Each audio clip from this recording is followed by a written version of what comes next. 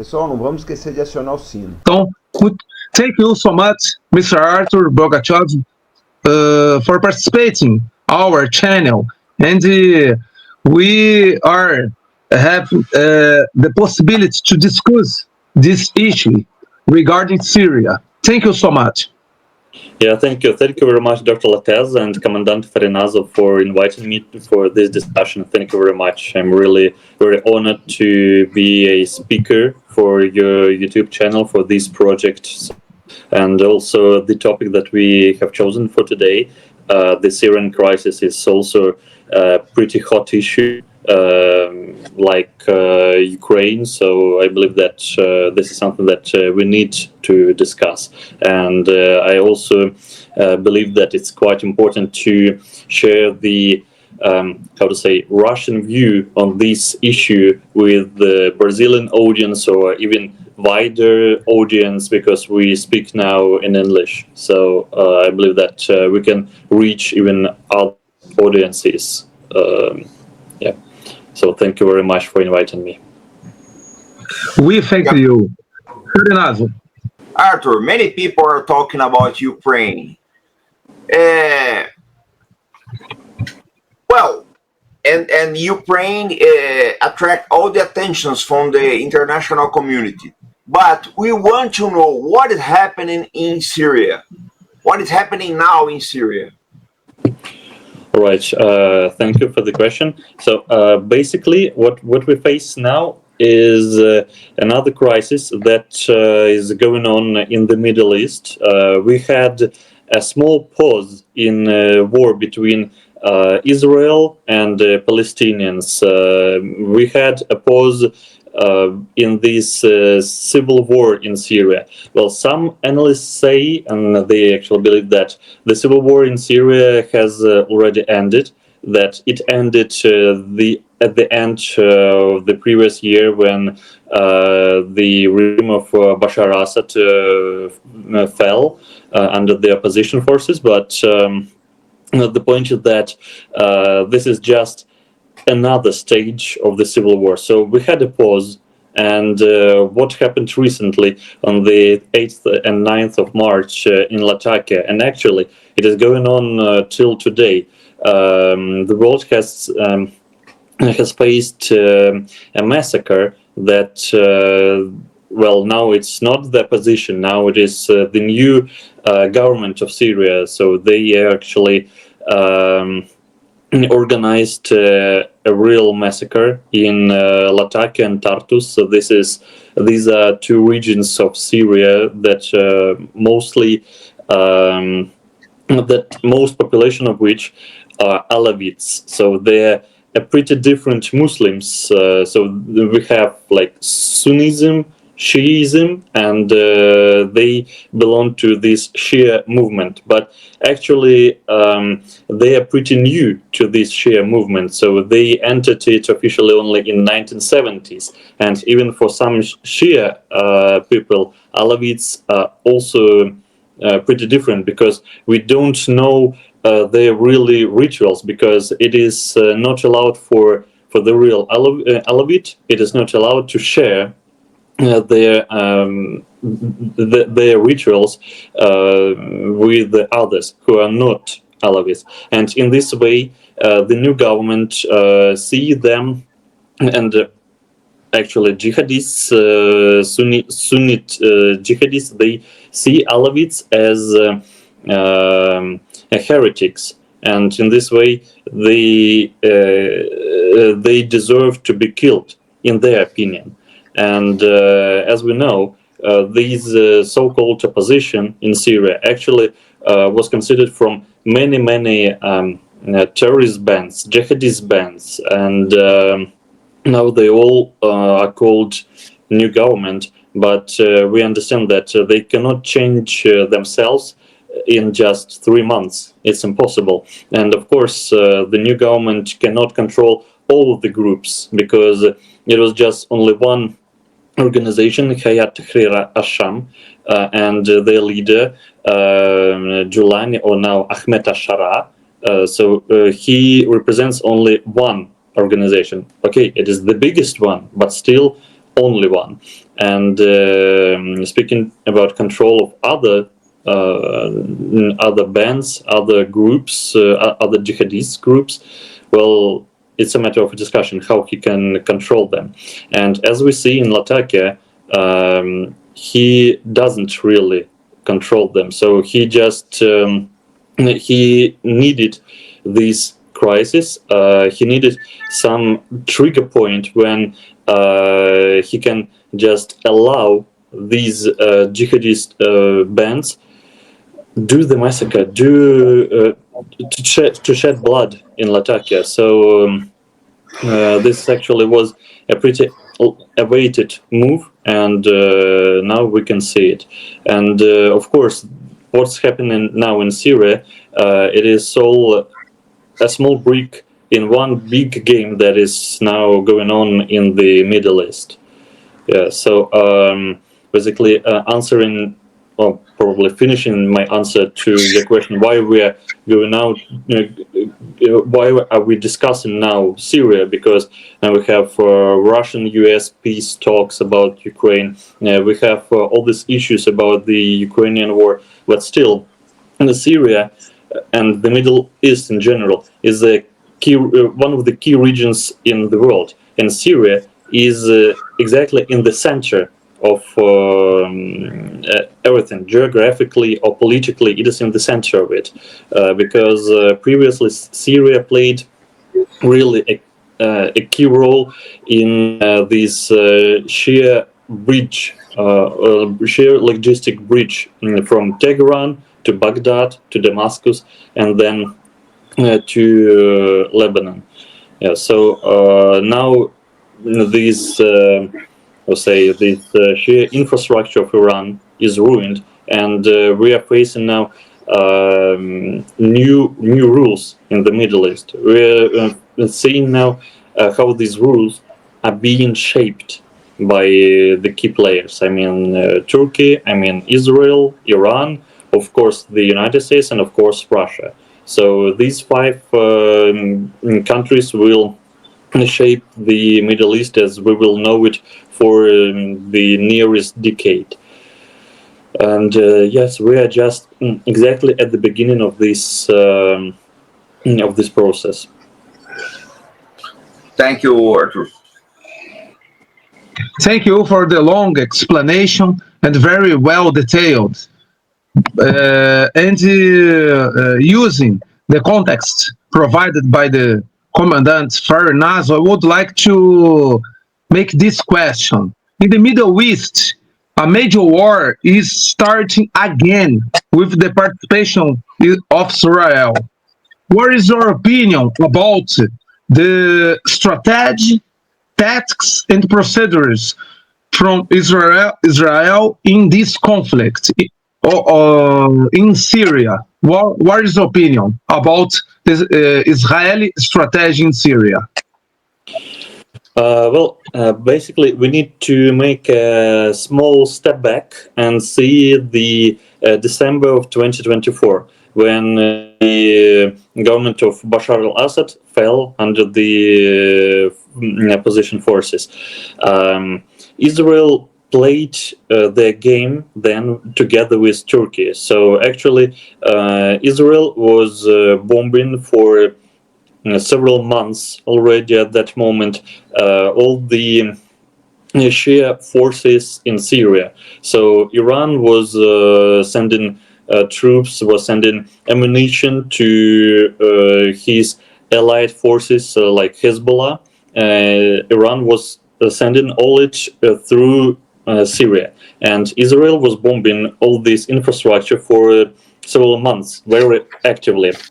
And at some point, when their position that was under Turkey control started their offensive, at that very moment, Iran was very, very weak in Syria. He needed some time, he needed some space to send more troops to reorganize everything. And this was the weakest moment of Iran in Syria. And exactly at that moment, Turkey had its strike. But speaking about Israel, he used this alliance with Turkey for his own reasons. We've just destroyed the whole military infrastructure of Syria, almost everything that he could reach with his aviation. So Israeli air forces, they more or less stopped bombing Gaza and pushed all their forces into Syria for 2 or 3 days, bombing all the hangars, all the factories that were actually, just you can count on one hand, and they bombed every site where ammunition was located, and in this way, Syria was it was a part of demilitarization of Syria from Israel. In this way, Tel Aviv just in several days got rid of one of his fierce enemy, because Syria for decades was engaged into the war with Israel for really decades, because Egypt and Jordan, they have they signed peace agreement with Israel, but Syria did not participate in it. So Syria had. Syria still has Golani Heights, this small region that is occupied by Israel, and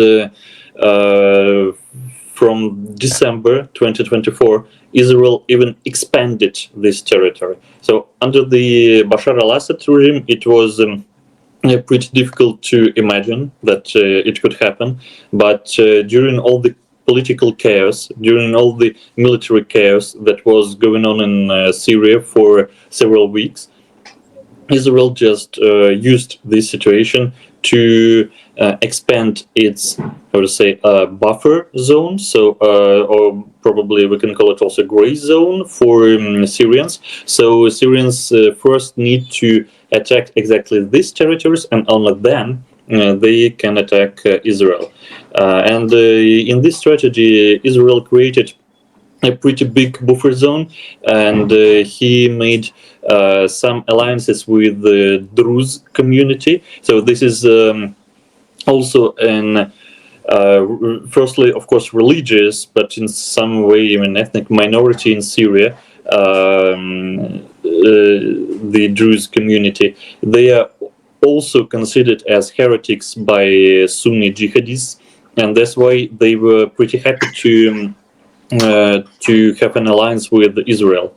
And in this way, for now, exactly now, Israel can easily start a new war in Gaza, and also he can hit Lebanon, because Lebanon is now surrounded by enemies. Previously, Syria was a big ally of Lebanon, but now we could see that a week ago had Tahrir al-Sham fighters or jihadists, so we can call it both ways, because this is just the same thing. They tried to invade Lebanon. They just made a small fight on the border, and it was also it didn't have any big geopolitical role, but still it was some sort of fighting between local tribes, between in this borderlands between Syria and Lebanon. But we can see that they are not allies anymore, and in this way, Israel is free to attack either Palestinians in Sector Gaza or Hezbollah in Lebanon, because they don't need to locate troops against Syria, because Syria will be an ally. So it sounds ridiculous, because they are Sunni jihadists and these are Zionists, so they should be arch enemies. But right now, in this situation, they can act like allies, because for Sunni jihadists of Syria, it is much, how to say, they want to crush Shia movement even more than they want to crush Israel. And of course, if we are speaking about their capabilities, of course, it's much easier to fight against Lebanon than against Israel. Yeah, and so right now we can see that Israel and Benjamin Netanyahu, he just made some pleasure moments for Donald Trump because he agreed on this ceasefire in Gaza. Then Israel received almost all hostages from Palestinians, and now Israel is ready to resume the war again. So this is what we see right now.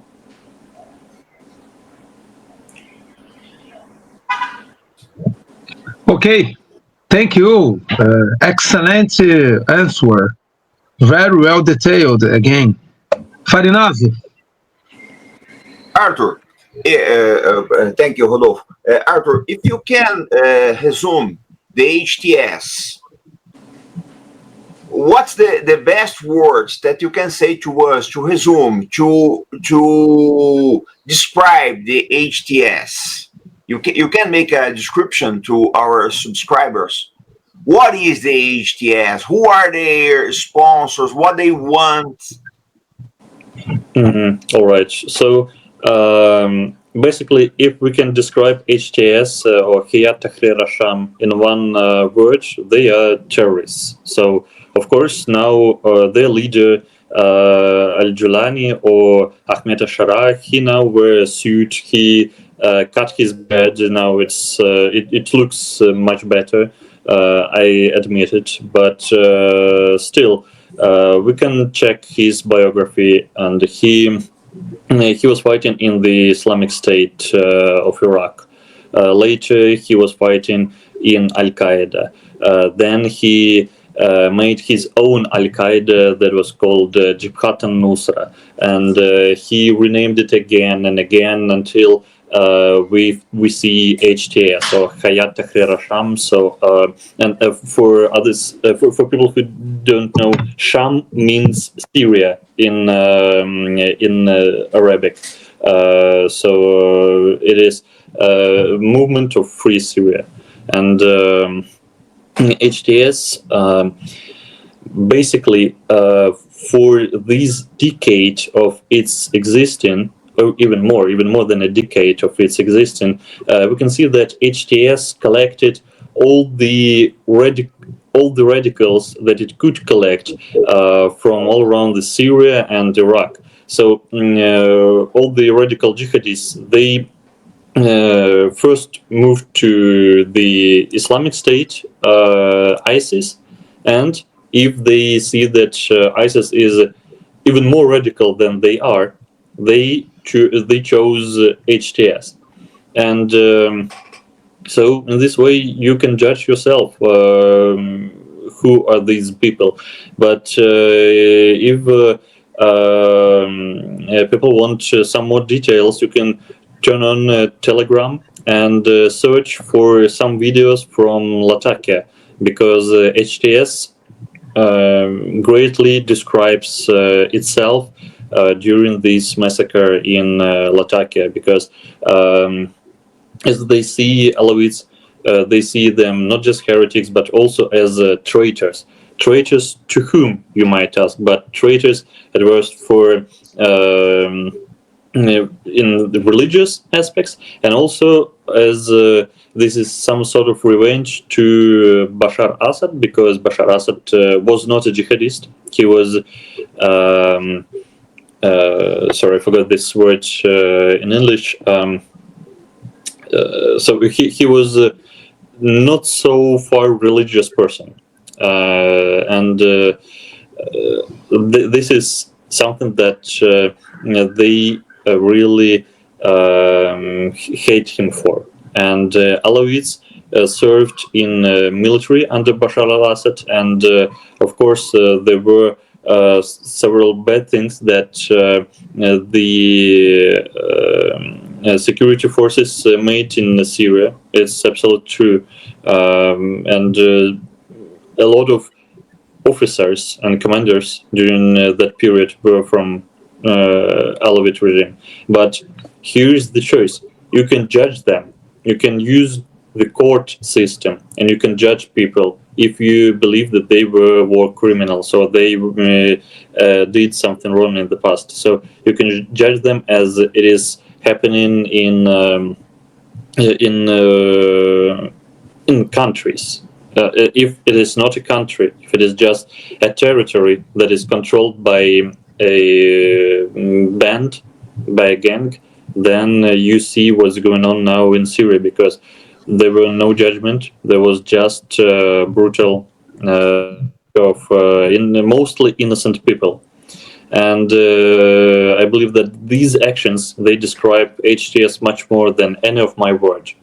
And for people who don't trust me, okay, you don't believe me, don't trust me, just check dozens or even hundreds of videos that are full of on the internet with what they were doing in Latakia, because they were very proud of it. So these people are very proud of what they're doing against locals, against non-combatants. So if a person, if it can be a child, it can be a woman, it can be an old person, it doesn't matter for them. They can hit, they can kill, they can do whatever they want. They can sit on the back of a person and ask him to act like a dog, because this is something funny for them.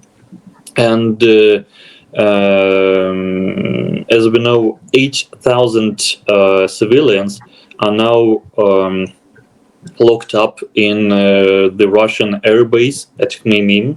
8,000 people fled to this airbase because it is the territory of Russia officially, and jihadists cannot enter it. And now they every day for now of probably 2 weeks, they're staying next to the doors of this airbase, and they're shouting to these innocent people like, come outside, just come outside, it is safe, you will be safe.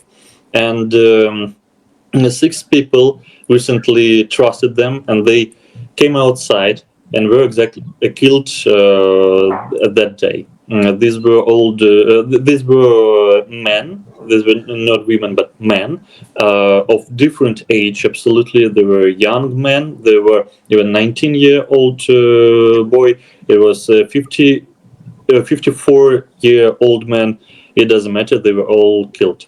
And in this way, how can you do any business with such people who will betray you exactly at that moment when they see that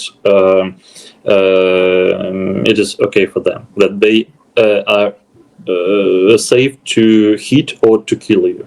So this is HTS. This is the new government of Syria. Yeah, that's it. Realmente, falando aqui para o espectador, na nossa comunidade foram repugnantes, nefastas, revoltantes as imagens de não combatentes assassinados. Foi muito bem abordado pelo Artur, aqui desabafando, né, para o nosso espectador, conforme ele disse. I said, Artur, the images of the non-combatants killed are disgusting, nefarious, revolting for us in Brazil. Absolutely. Showing the true nature of Hayat Tarshan. Unfortunately, the Western media treated them like progressist jihadists progressists. Very strange concept. But thank you for bringing us this concept, this true. Bom, Farinazzo, o próximo pergunta, você quer fazer? Acho que é a tua agora. Mas se quiser eu faço, para mim não tem problema. Não, eu fiz já comentário, é bom sua pergunta. Artur, if you are looking into the Middle West as a chessboard, well, you have a lot of players. You have Israel, you have Turkey, United States, Iran, Iraq, and Syria, Lebanon, Hezbollah, and so. Each one of these players, what will be the situation now, their objectives, their actual, their situation now, and the next steps? What can you say to us about all these players? Now with Donald Trump, that is a new situation.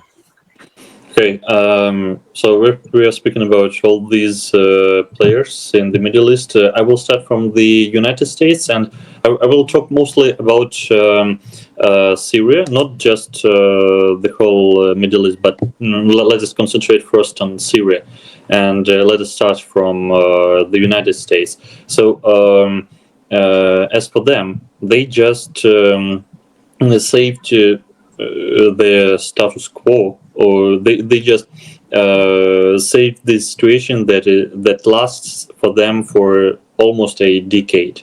The United States work closely with the Kurdish forces, and they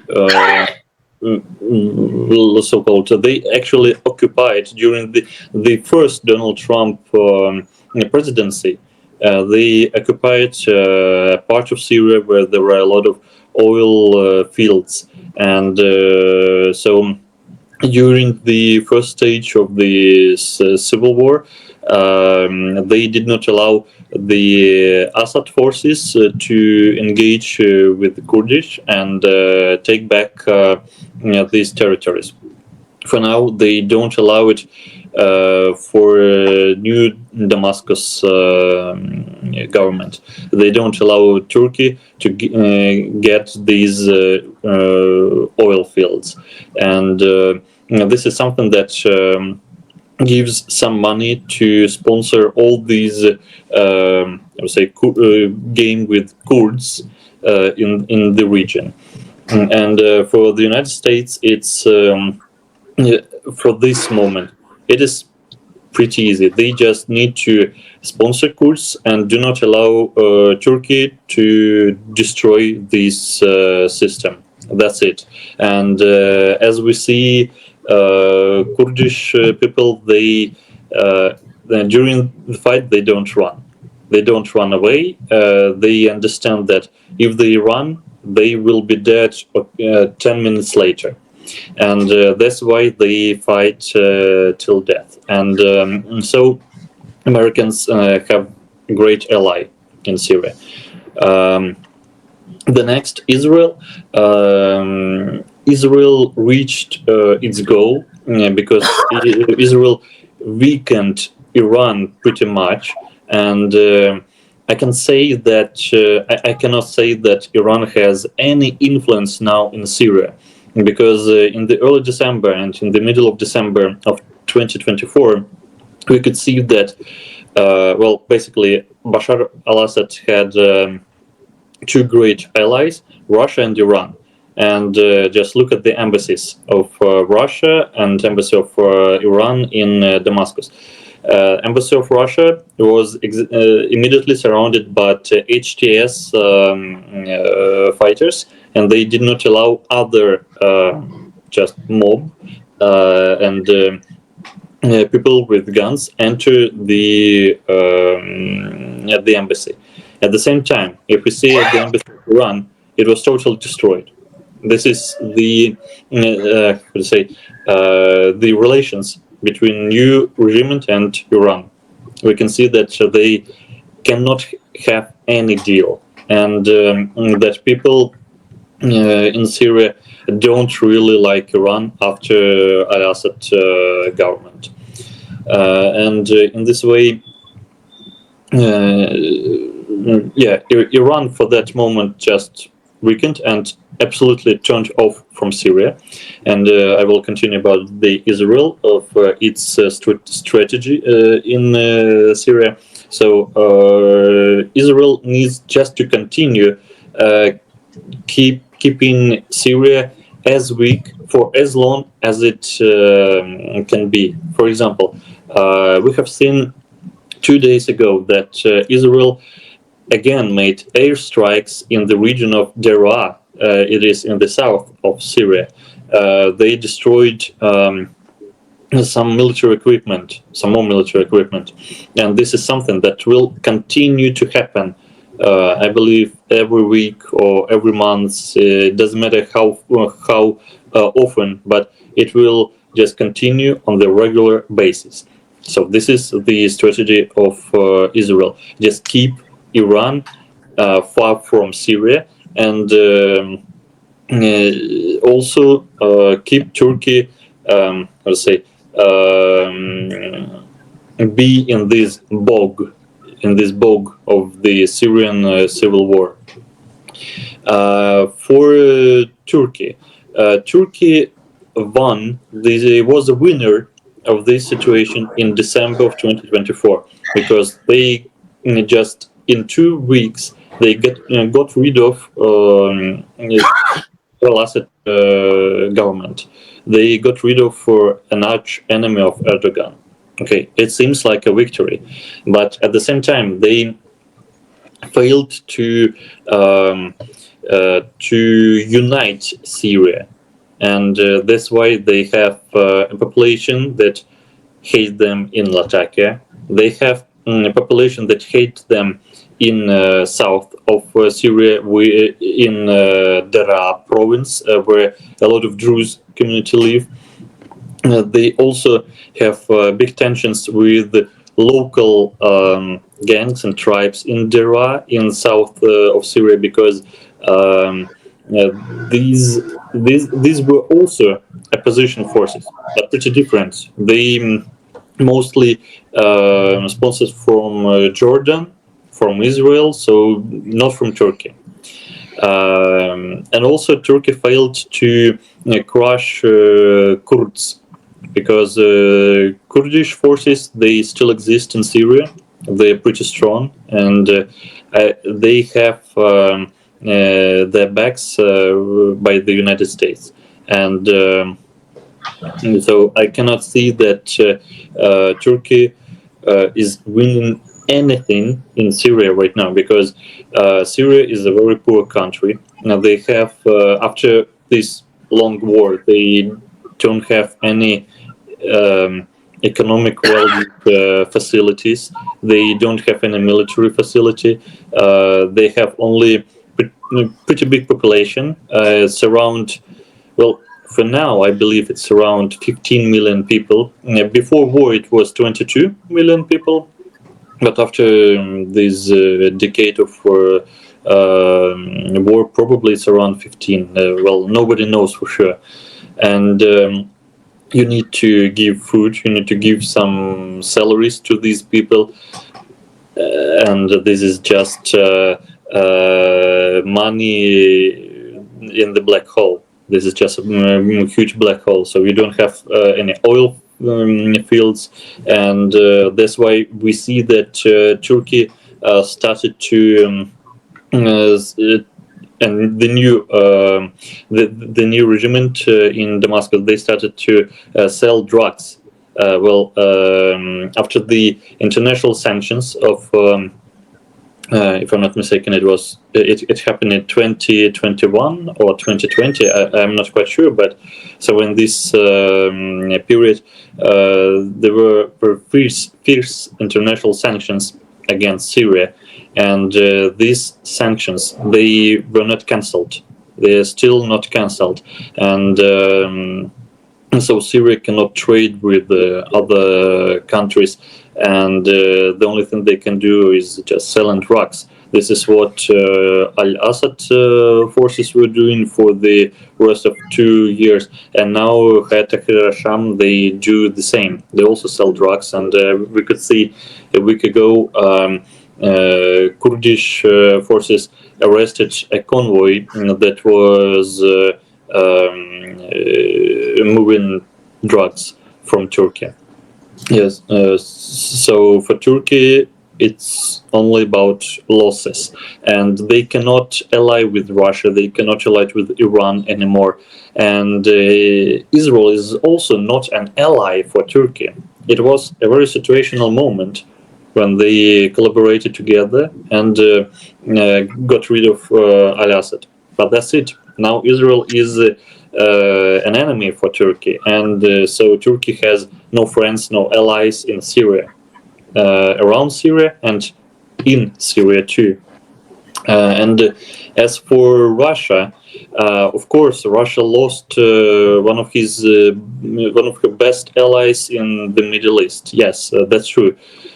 At the same time, the very last 2 years of Bashar al-Assad regime, actually, the relations were not good with Russia. It was not good at all. We have a lot of cases when Russian military personnel was arrested by the Syrian special forces during the Bashar al-Assad regime. So it was actually not the best ally for Russia, but still he provided us 2 military bases. He provided Moscow 2 military bases. That is actually the key logistic hub for the whole Russian African campaign, because I believe that your subscribers know that Russia have a very, very big African campaign for the last, I believe, 10 years. It is mostly connected with the Wagner Group, with Evgeny Prigozhin activities, but now, well, after the death of Prigozhin, after Wagner Group is actually more or less disintegrated, now we have the African Corps, or Corpus, it is called something like that.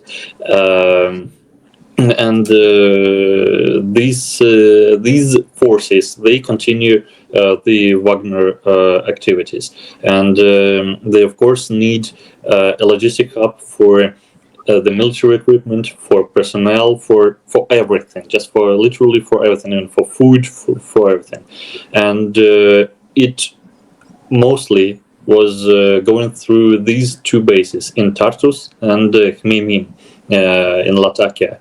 And just imagine now, these two bases, they are surrounded by jihadists, and how can you understand who is this guy from?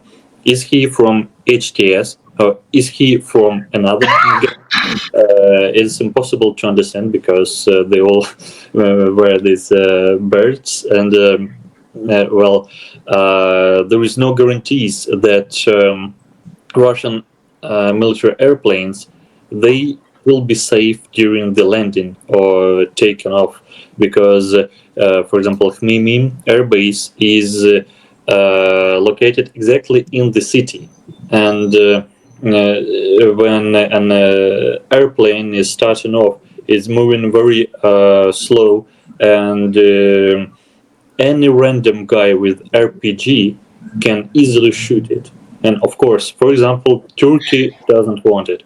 HTS doesn't want it. So they want to work with Russia, for example. But how can they control all these small groups of jihadists that work in Syria? They cannot give Moscow 100% guarantees. They cannot physically. And in this way, Russia lost a very important airbase, a very, very important. But during these, let's say, 3 months or even 4 months of chaos, during this time, Russia did not waste this time. Sorry for the tautology. And Russia built a new airbase in Libya. So for now, actually, if we totally lose Khmeimim and Tartus, well, doesn't matter anymore. We have an air base in Libya. We have a military base that on the seashore in Sudan. And after that, we have several other military bases in Central African Republic, in Burkina Faso, in Mali, in Niger. So we have a lot of Niger. So we have a lot of bases on the African continent, and we have 2 logistic hubs in Sudan and Libya now. So of course, for Russia, it is much better to save these 2 military bases in Syria, because who knows? For now, it is HTS, but what will happen in 1 year? What will happen in 2 years? Nobody knows, and probably HTS will fall exactly like Al-Assad regime fell, and who knows who will be next in charge in Syria.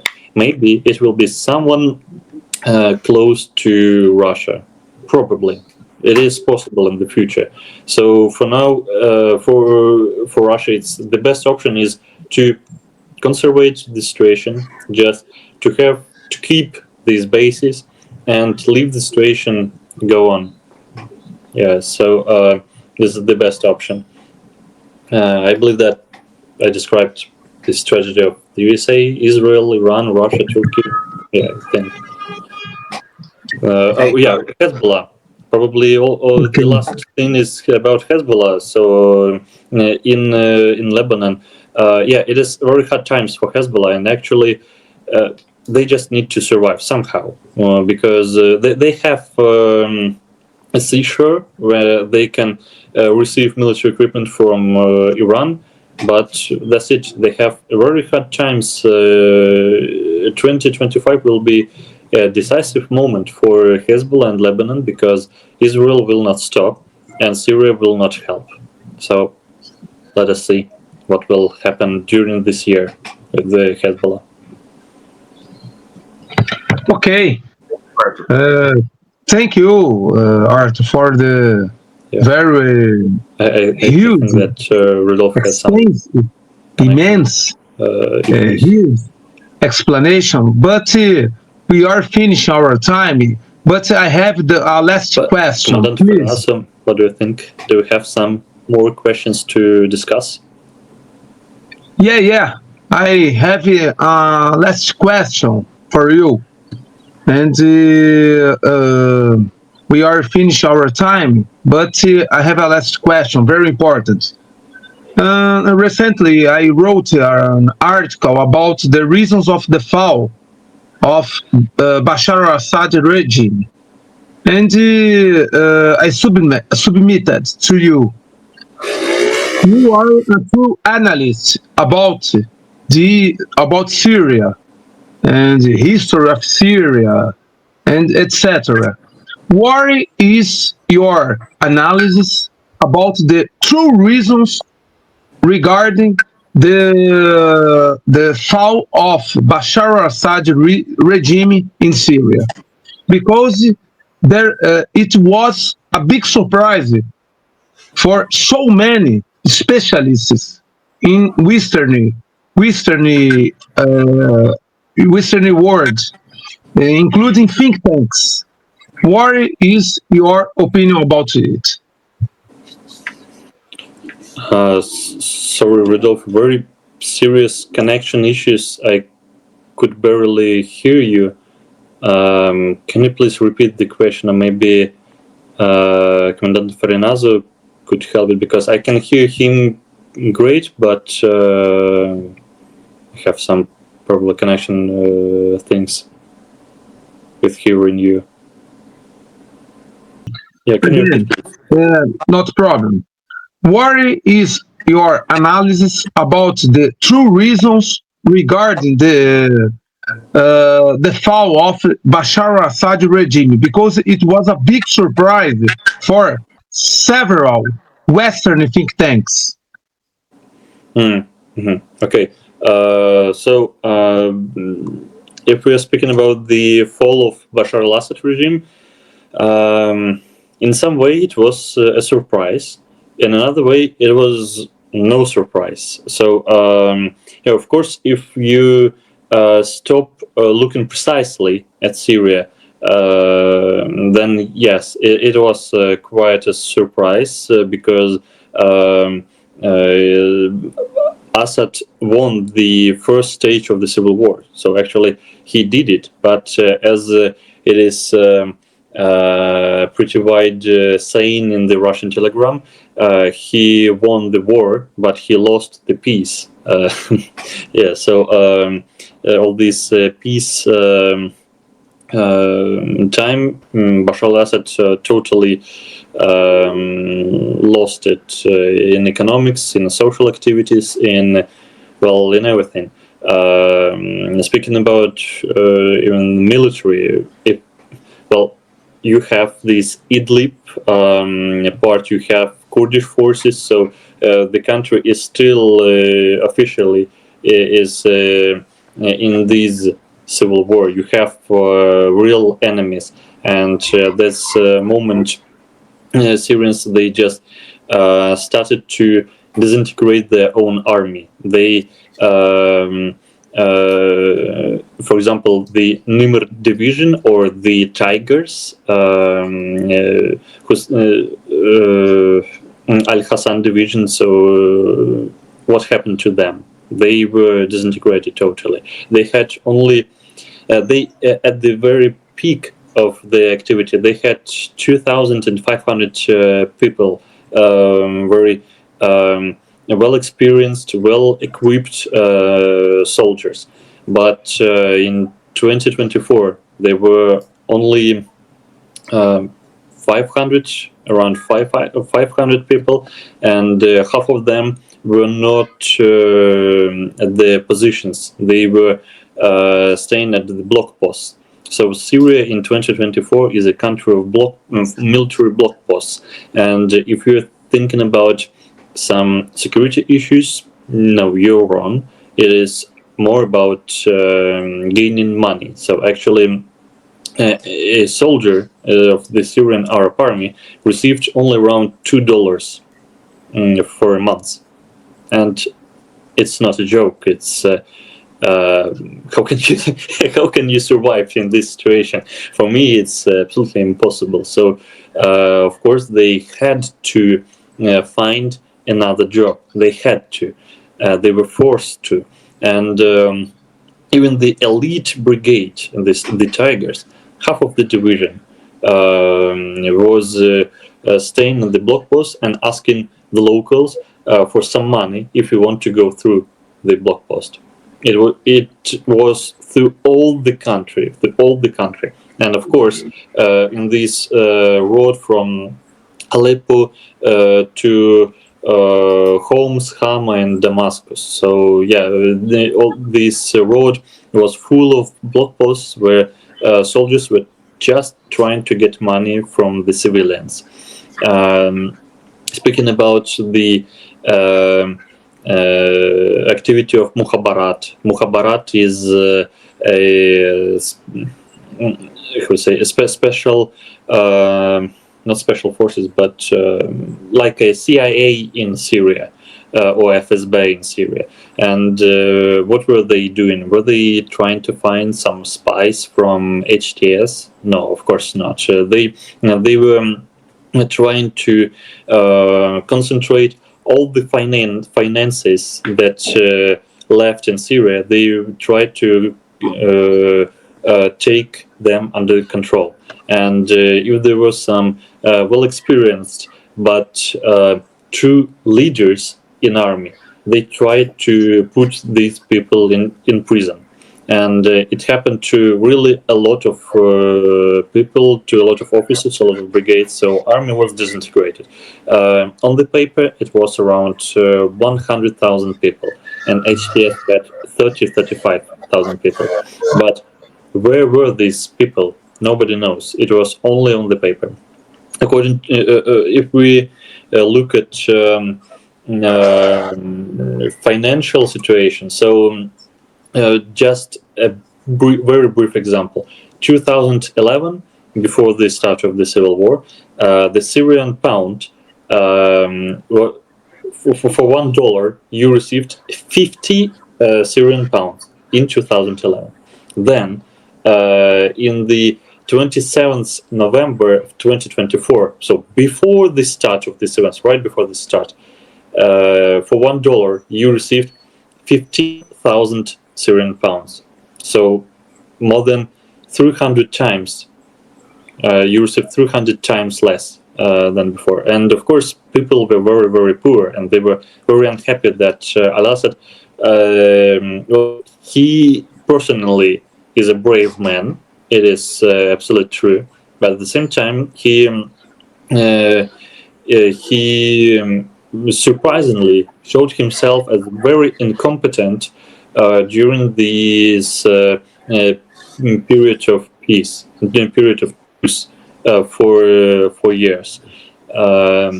Okay, I understand that before the start of the civil war, a lot of bad things to the Syrian economy happened, and they were not all, I would say, because of the Al-Assad regime. For example, the war in Iraq, and Syria stopped receiving the oil that Syria needed for its factories. A lot of droughts. So when the weather was too hot and there were no rains, so for 6 years in a row, people in farmlands, they don't receive any rain, any water, and so around 2 million people moved from villages into cities. Yeah, of course, there were reasons in 2011 that were not directly connected to Al-Assad, but from 2020 to 2024, well, I don't know. For me, it's a big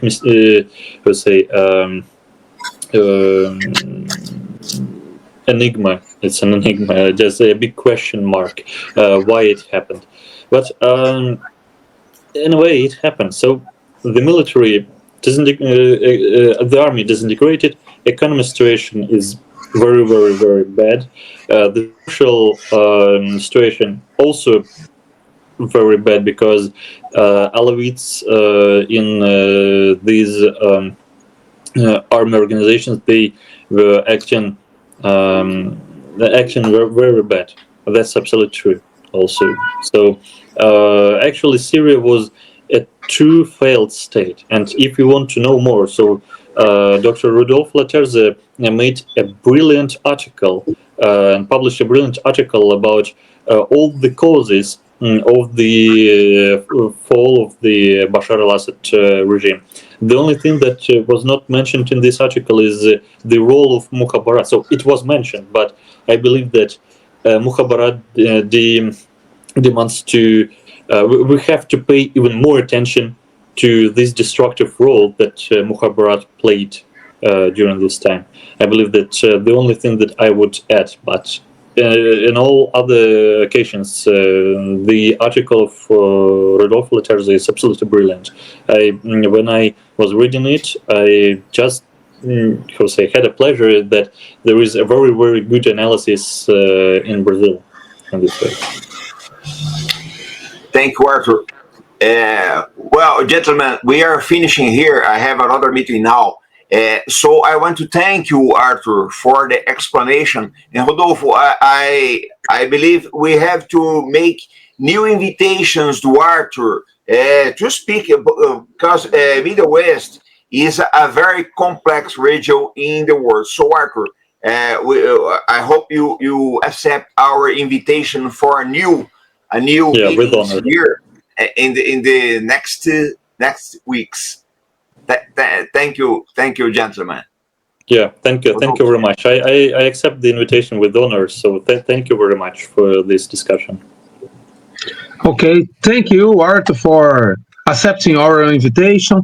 Thank you, muito obrigado, Farinazzo. And please, Artur, we would like to interview you about special military operation as well. Very important your analysis about it, because you are a Russian man and a true specialist in geopolitics. Thank you so much, my friend. Yeah, thank you. Thank you very much. Thank you very much, Commandant Farinazzo, Dr. Laterza. Thank you very much. And to all who watched this video, also thank you, and read more. So question more. Thank you. Thank you.